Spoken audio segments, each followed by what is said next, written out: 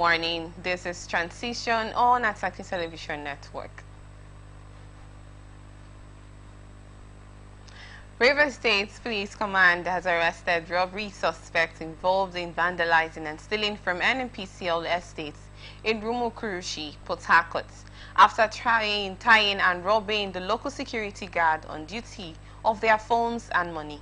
A statement by SP Grace Urenje Koko, Police Public Relations Officer, Rivers State Police Command, said the command received a petition about the disturbing activities of unknown hoodlums attacking local security guards and vandalizing public assets. She said that the report suggested that on the 3rd of January 2025, a 1,000 kVA transformer worth 52 million naira was vandalized and stolen from NNPCL estate in Rumukurushi, Port Harcourt, by unknown hoodlums after tying and robbing the local security guards on duty of their phones and money. Acting on this information, operatives from the C4I intelligence unit through coordinated operations, resulting in the arrest of Raphael Ngwe, 52 years, from Umezioka community in Ezal, LGA, Ebonyi State, an accomplice of the sponsor, Christopher Nwagu, 50 years, from Obo Side, LGA, Imo State, who is in the end receiver of the stolen transformer, Chimene Mwagoha, aged 35 years, from Ikwere River State, who accompanied the driver and lifted the stolen transformer and drove it to the sponsor's office. The report said Chikodi Ogu from Omuma LGA River State, who assisted the driver and removed the transformer from the estate. Obina Wanko from Omuma LGA River State was the facilitator and mediator between the robbers and the receiver. During interrogation, the suspect confessed of being a syndicate that specializes in vandalizing and stealing transformers and electrical installations in River State. The suspect and exhibits are currently in police custody, and investigations are ongoing, while efforts are being intensified to apprehend other members of the syndicate. Police in Imo State has confirmed the deaths of 8 persons in the accident at Amala Ngo Okbala local government area of the state. The tragic incident involved a Toyota and a Hyundai Santa, with all 8 occupants of both vehicles sadly losing their lives in the crash. Confirming the incident, the Imo State Police Command spokesman, DSP Henry Okoye, said 8 occupants in the vehicle died in the crash. According to him, the police command has launched a comprehensive investigation into the accident, with police operatives from the Ngo Okbala Divisional Headquarters quickly responding to the scene to manage the situation. He said efforts were on the way to identify and notify the families of the deceased, adding that pictorial evidence has also been documented to aid further inquiries into the cause of the accident.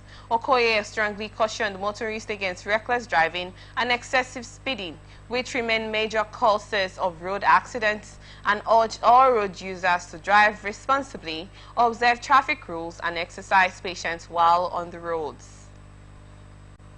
Anambra State government has inaugurated the Anambra Community Young Farmers Forum to boost food production in the state. Commissioner for Agriculture, Dr. Foster Ihejiofo, inaugurated the group at the weekend at Government House in Oka. The Anambra State Association of Town Unions, ASTU Youth Wing, under the leadership of Ken Okoli, facilitated the establishment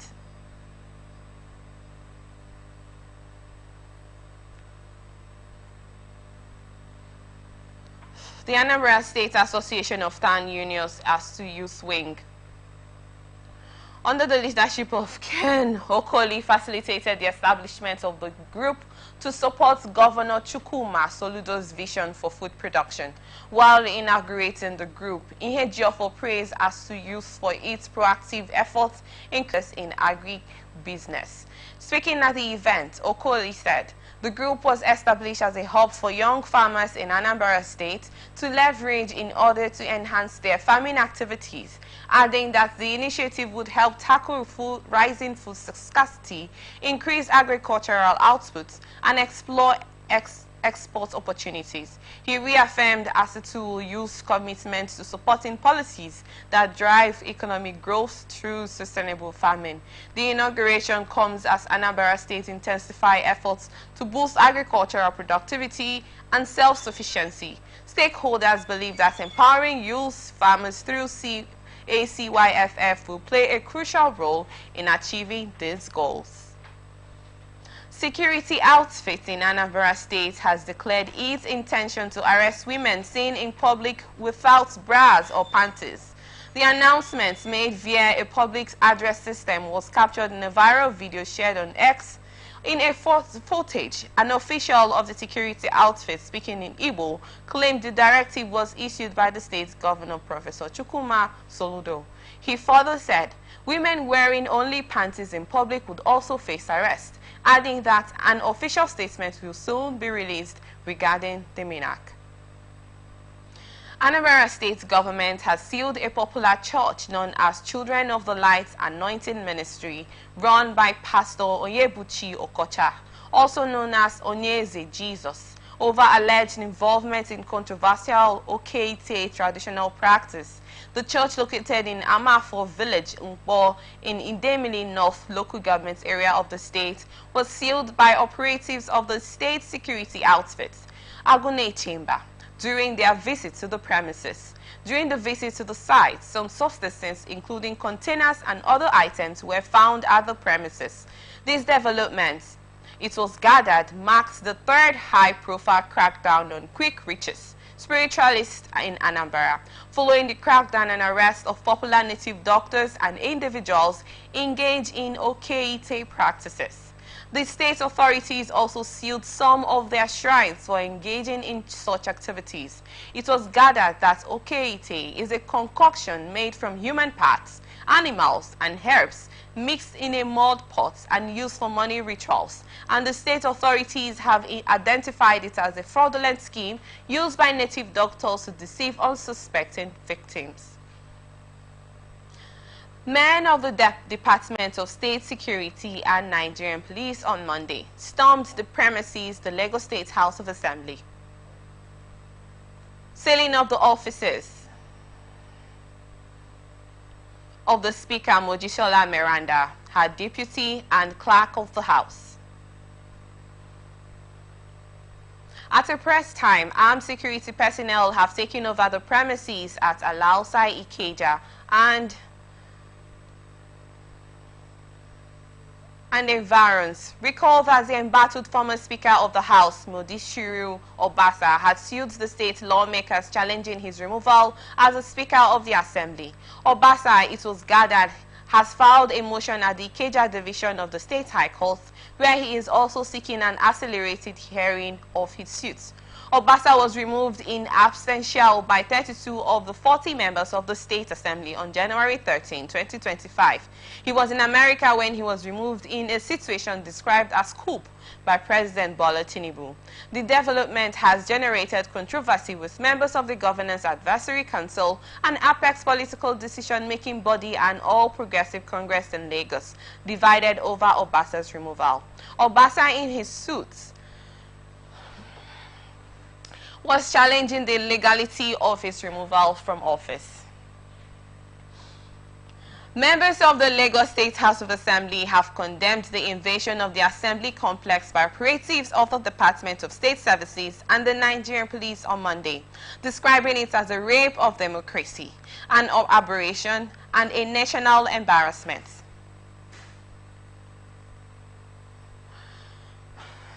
During a plenary session attended by 36 members, the lawmakers demanded an explanation from the Lagos State Director of DSS regarding the reasons behind the invasion.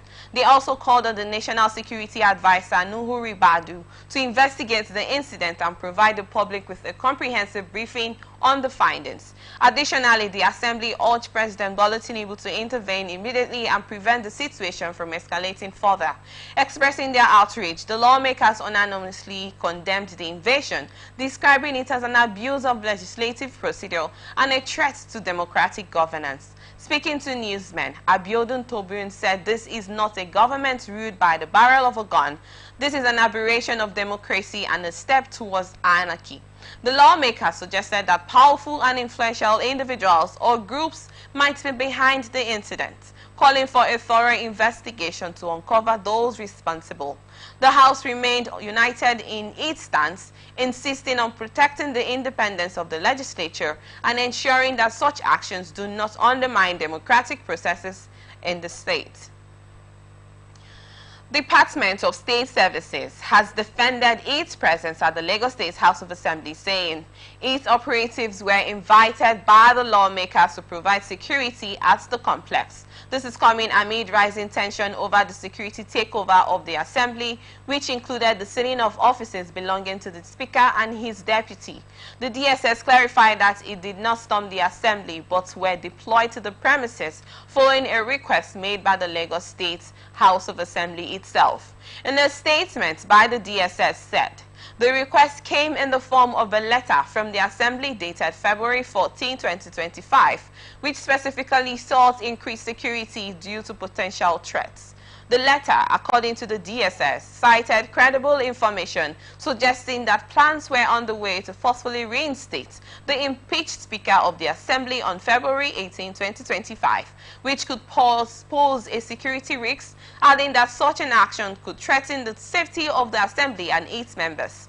The DSS statement included an excerpt from the letter signed by the acting clerk of the Assembly, Mr. A.T.B. Otun.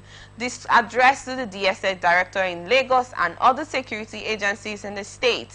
The DSS assured the public that its actions were purely aimed at ensuring order and security at the Assembly in accordance with the request made by the lawmakers.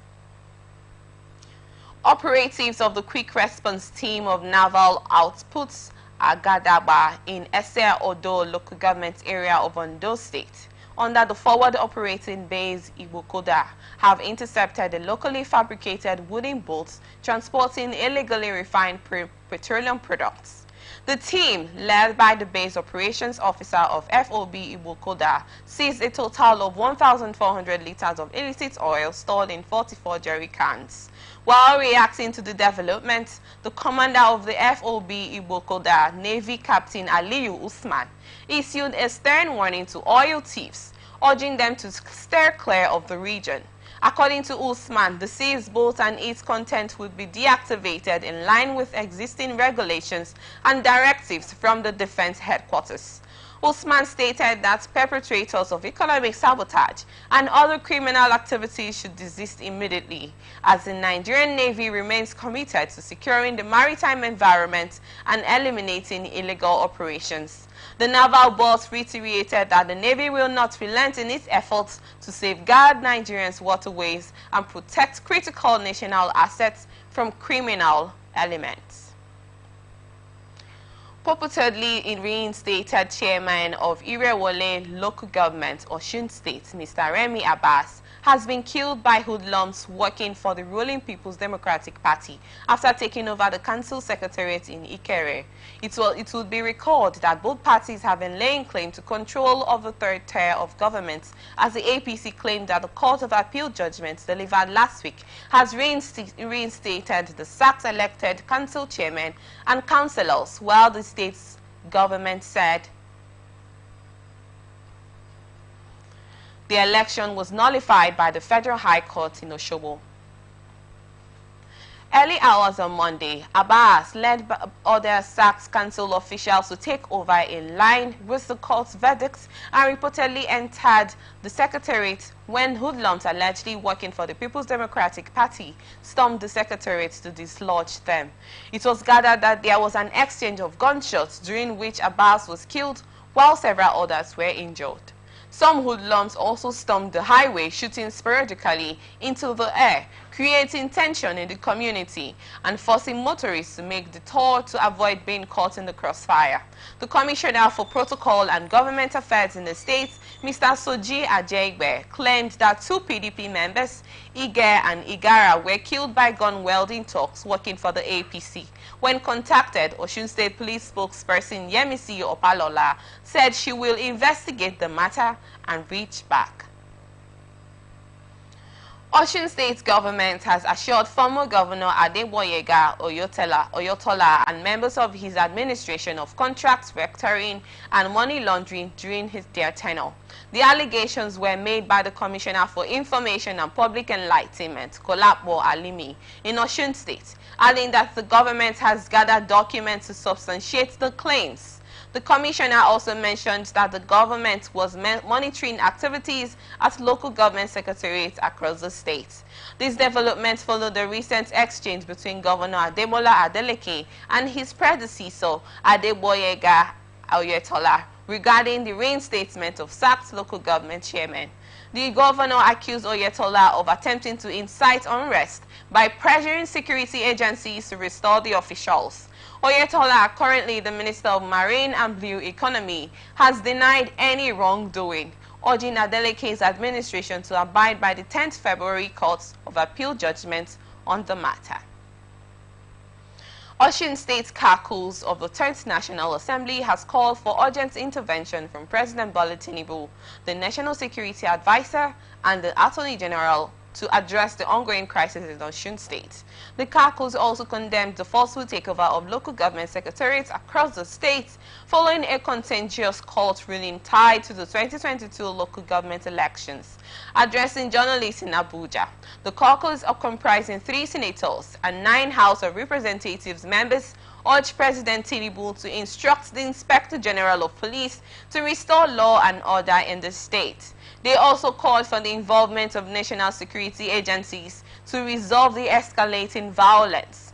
According to the caucus, the crisis stemmed from sacked APC officials who, reportedly aided by thugs and some security personnel, forcefully returned to office despite a court ruling upholding their removal. However, another conflicting judgment allowed them to claim their position. Representative Bamidele Salam, Osun PDP, speaking on behalf of the caucus, condemned the violent actions, stating the people of Osun woke up to a criminal takeover of the local government secretariats with these sacked officials. The caucus condemned the violent actions, accusing Minister of Marine and Blue Economy, Boyega Oyetola, of orchestrating the illegal takeovers in collaboration with local security heads. The group warned that the actions have threatened to destabilize the state and also cause chaos and violence that had already resulted in multiple injuries and deaths. According to reports, 3 PDP members were killed by APC thugs in Isokon local government, and other PDP members were shot dead in Ayeda Day local government.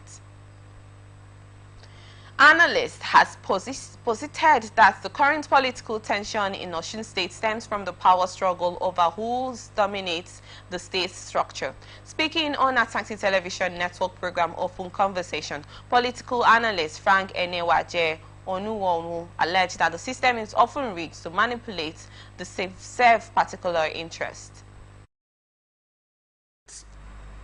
Is PDP, where Adeleke is leading as a governor. When you consider the political tension there, it's about who controls what you call the structure. Okay.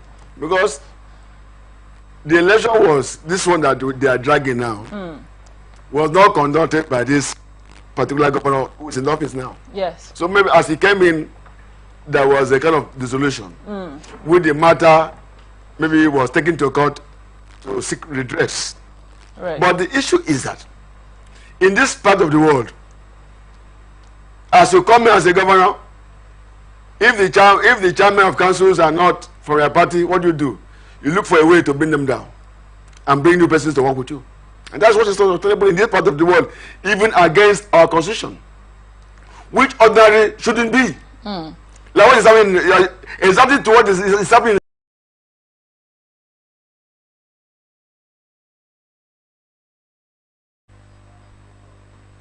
He also said the welfare and interest of the people should always be the top priority in every decision and action. Interest. How they can cling onto power and control resources, even to the detriment of the public masses. So that's the truth.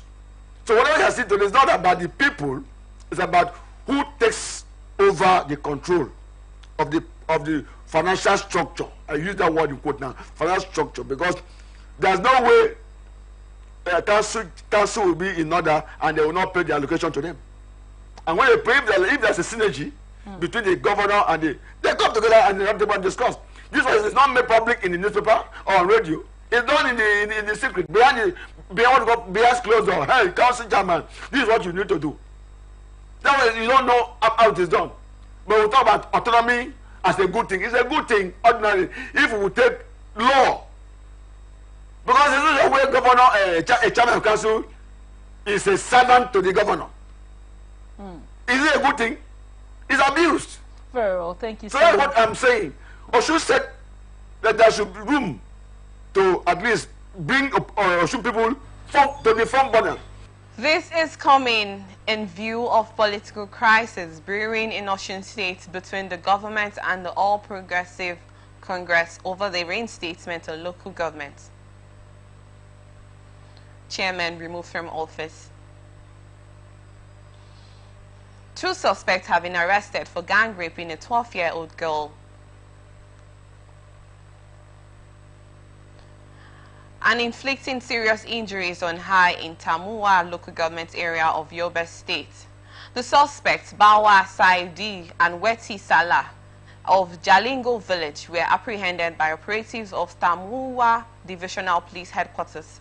This was disclosed in a statement by Public Relations Officer of the Yobe State Police Command, SP Dungus Abdukarim, indicating that the raped victim received immediate medical attention, while the suspects were transferred to the State Criminal Investigation Department in Damaturu for discreet investigation. In another development, the statement said operatives of A Divisional Police Headquarters, Damaturu, arrested 3 suspects found in possession of a dismantled motorcycle and other stolen items. The suspects reportedly confessed to the crime during interrogation. Commissioner of Police Gaba Ahmed, in a statement, commended the efforts of the command, reiterating its sustained commitment to fighting criminal elements in the state. Officer of the National Drug Law Enforcement Agency, Aliyu Imran, was brutally lynched and set ablaze by an angry mob in Gadan Gayan, Igabi local government area of Kaduna State, after a high-speed chase involving suspected drug dealers, which resulted in multiple fatalities. The incident occurred when NDLEA operatives were pursuing a suspected drug dealer. In a desperate attempt to evade arrest, the suspect reportedly reversed his vehicle at high speed, running over at least 3 people, killing them on the spot. While one source confirmed 3 deaths, another suggested the number could be 4. Tensions quickly escalated as residents, enraged by the tragic accident, turned on the NDLEA officers. Aliyu, an assistant superintendent of Narcotic 1, reportedly stepped forward to pacify the situation but was instead attacked. According to a source within the agency who spoke anonymously, he was stabbed while his colleagues, sensing danger, fled the scene.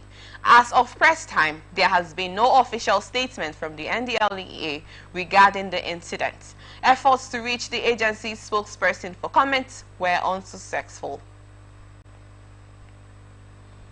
People's Democratic Party has called on its former lawmakers in the House of Representatives and the Kaduna State House of Assembly to vacate their seats following their defection to the ruling All Progressive Congress. The lawmakers, primarily from southern Kaduna, were among 50 politicians who officially joined the APC, said. The governor Uba Sani received the stakeholders at a meeting in Murtala Square, Kaduna, alongside former Governor Ramalan Yero and former Senator Danjuma Allah. A statement by PDP's Kaduna State Publicity Secretary Maria Dogo condemned the defections, describing them as a betrayal of the people's trust. She also said the Nigerian Constitution grants freedom of association. Elected lawmakers who switch parties must relinquish their seats unless their original party is experiencing internal division. The PDP urged the speakers of the House of Representatives and the Kaduna State House of Assembly to declare the defector seats vacant and nullify the Independent National Electoral Commission to conduct by-elections. Military airstrike targeting bandits mistakenly claimed the lives of 6 persons at Yoni community of Zaka ward in Zafana local government area of Katsina State. The tragic incident has left the community in great shock, and pandemonious adding that those killed were mostly single family members comprising 3 children, a man and 2 women. The incident, which occurred in the aftermath of Saturday's local government elections, attempted to thwart an attack planned by bandits against voters in Zakar village.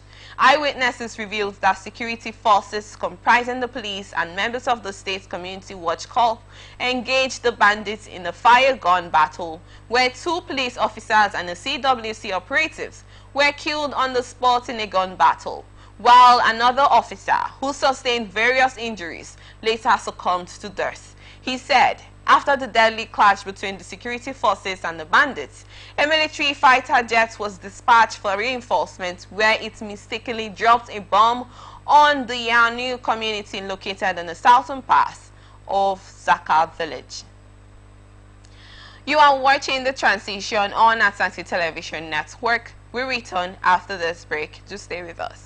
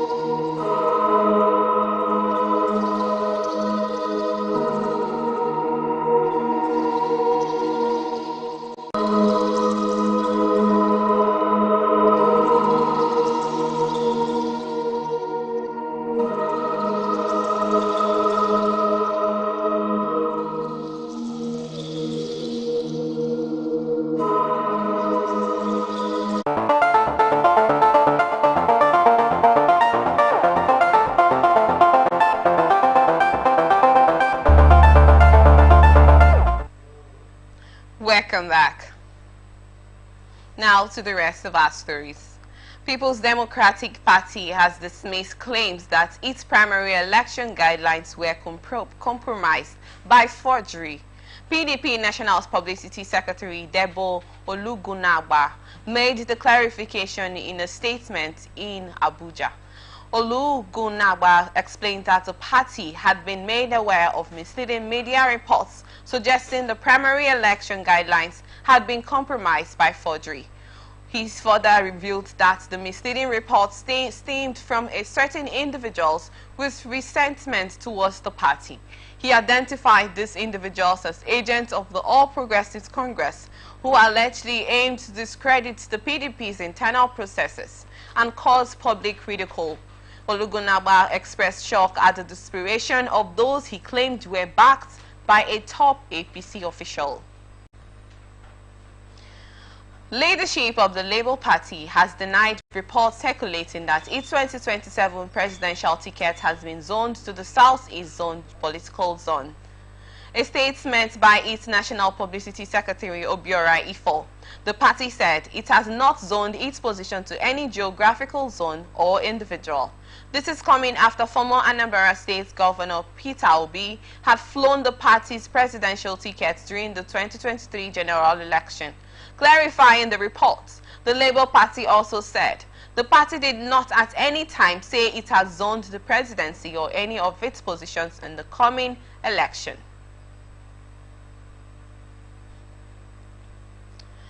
Nigerian Bar Association is set to host a State of the Nation discourse on local government financial autonomy.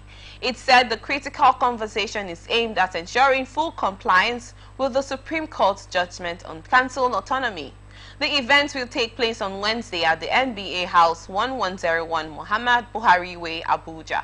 NBA General Secretary Dr. Mobolaji Ojibara said in a statement that the high-level engagement will bring together governors, the Association of Local Governments of Nigeria, the Nigeria Union of Local Government Employees, civil society organizations, and the public. They will interrogate the challenges hindering the full implementation of this landmark decision. Justice Inyang Eko of the Federal High Court in Abuja has granted an application by a former Minister of Petroleum, Diezani Alison Madueke, to amend her suit challenging the order obtained by the Economic and Financial Crimes Commission for final forfeiture of her seized assets. Justice Eko granted the request after the motion was moved by Diezani's lawyer, Godwin Iyebo, and the EFCC's counsel, Divine Oguru, did not oppose it. At the day's proceedings, Iyebo informed the court that they had already filed a motion for amendment of their originating process and the defendants had been duly served. The judge gave Diezani 5 days to file and serve the amended processes and granted EFCC 14 days from the date of service to respond. The matter was subsequently adjourned until March 17 for further mention. Justice Eko had, on November 21, 2024, fixed today for hearing the motion to amend the originating process. The ex-minister had sued the anti-graft agency as the sole respondent. Nigerian Education Loan Fund says it will close the 2023-2024 student loan application cycle in February 2021. Managing Director of NEL Fund, Akintunde Sawyer, who disclosed this at a news conference in Abuja on Monday, said the 2024-2025 application cycle will commence on February 22. Sawyer said the transition of the 2024-2025 cycle was a demonstration of the organization's commitment to efficiency, transparency, and continuous improvement of the scheme. He reassured those who had successfully submitted their applications before the deadline that their applications would be processed in line with the fund's established guidelines.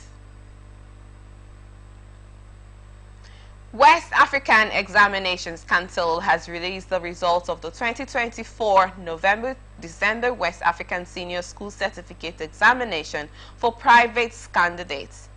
Head of the National Office, WAEC Nigeria, Dr. Dangut Amos, made this announcement. According to a statement by the council's head of public affairs, Mrs. Moyosola Adesina, he explained that a total of 65,023 candidates sat for the examinations, with 34,878 candidates representing 52.64% achieving credits and above in at least 5 mandatory subjects, including English language and mathematics. According to him, this marks an improvement compared to the 4.29% pass rate in 2023 and 42.16% in 2022, reflecting a 9.35% increase in overall performance. He stressed that 62,364 candidates, that is about 95.90%, had their results fully processed and released, while 2,669 candidates, which is 4.1%, are awaiting the completion of results processing due to errors attributed to them. He, however, added that the examination body withheld the results of 2,577 candidates due to suspected cases of examination malpractice. He said that 157 candidates with special needs, including 25 visually impaired, 13 hearing impaired, and 15 albinos, have had their results fully processed and released. And now to some business reports.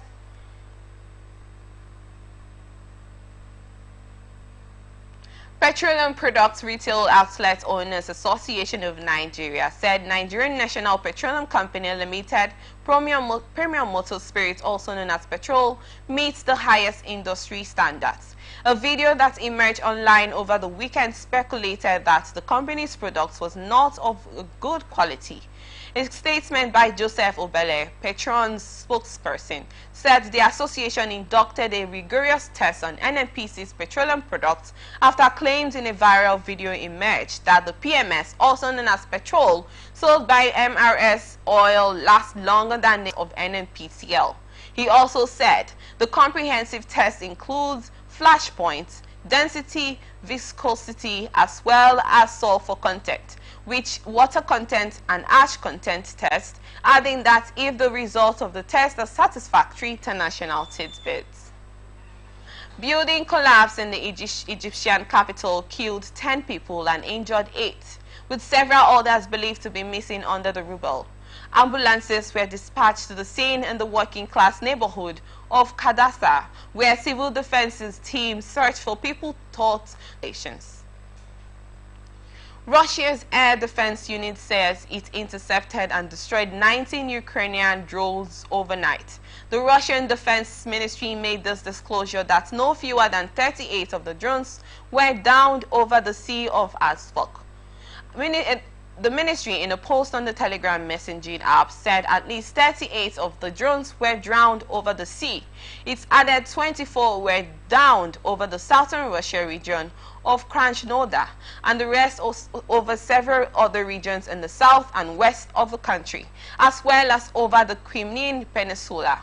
According to the ministry, its defense unit also destroyed a guided missile over the Sea of Azov and 90 Ukrainian drones.